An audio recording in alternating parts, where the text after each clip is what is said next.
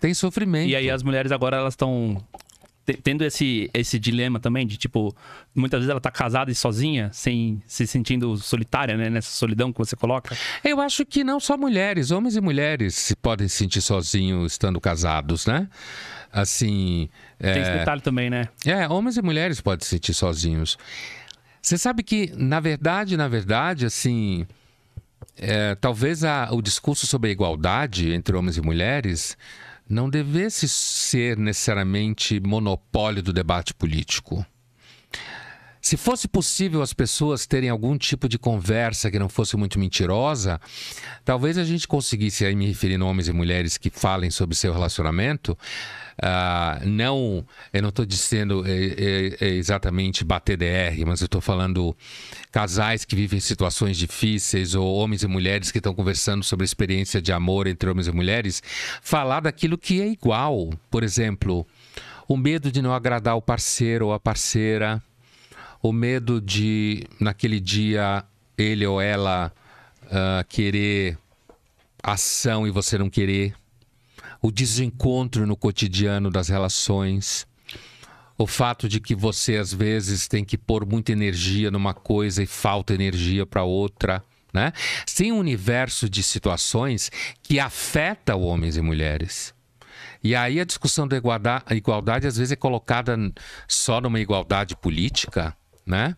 E quando, na realidade, a igualdade, inclusive, de dificuldade, sofrimento, desencontro.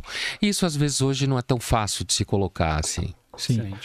Uma coisa que se comenta muito também é sobre, pelo menos na nossa comunidade de modo geral, a dificuldade de muitos homens em conseguir se relacionar ou até conseguir sexo. E de todo aquele comentário que eu estava explicando, que eu quis dizer que, de certa forma, pela minha perspectiva, as mulheres basicamente têm quase que todo o controle sobre o sexo, porque elas são um órgão reprodutor, então elas que filtram os homens que vão transar, elas escolhem acima de tudo, né? Os homens, eles abordam as mulheres em abundância, principalmente hoje, e elas selecionam os melhores. Considerando, então, que o prazer sexual da mulher é mais complexo de atingir, dificulta mais para o homem conseguir atingir esses padrões.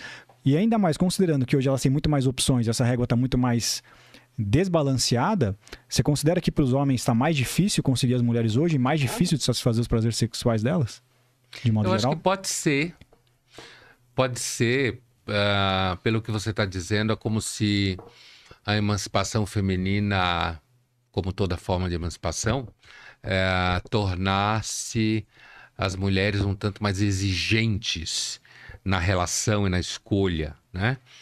Apesar de que eu acredito que a maior parte dos seres humanos são atropelados pela vida e as exigências vão para o saco. Muitas vezes ao longo do tempo, em meio a tantas exigências e demandas. Porém, eu acho que sim. Eu acho que tem aí nessa coisa que você fala, tem aí uma situação de que quando você tem que... Quando uma pessoa é mais exigente, você tem que demonstrar algum nível de competência maior. Sem dúvida. Né? E talvez muitos homens... eu lembro de uma vez uma matéria que eu li, acho que na Folha, se não me engano, alguns anos atrás, em que era uma mulher que dava conselhos. Ela tinha uma empresa que ela dava conselhos para mulheres arrumar marido. Né? E um dos conselhos que ela dava era que nos primeiros encontros, assim, ou muito menos no primeiro encontro, jamais, que a mulher jamais falasse de trabalho, certo? Ela não falasse de trabalho, falasse de um pouco de cinema, talvez um pouco de literatura, mas também nada demais. Porque qualquer indício que ela desse de que ela era superior ao cara, o cara ia sumir. E... errada ela não tá. Em trabalho...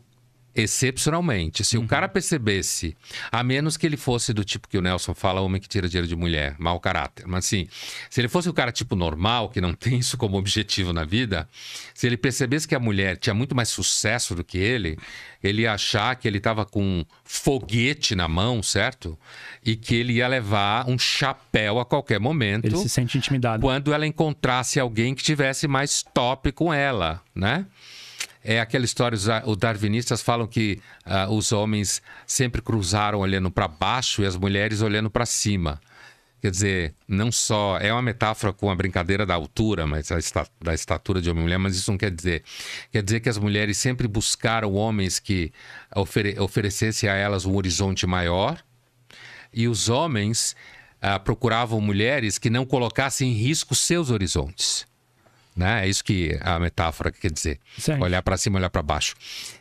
Então, quando você tem mulheres, por exemplo, que trabalham, que circulam, você pode ter homens, ainda mais com o massacre que tem sido feito sobre a imagem masculina em muitos universos, inclusive em escolas e universidades, literatura e novela, em cinema. O cara é sempre burro, idiota, babaca, estúpido, não sabe se colocar, como se fala, é homem, é só homem, é hétero, sabe essas brincadeiras todas que tem por aí, que não deixam de ser engraçadas?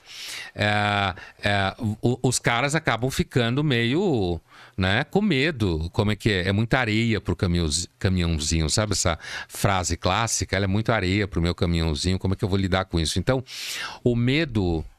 que sempre foi comum nas relações, acho que os homens sempre tiveram medo de broxar, de fracassar.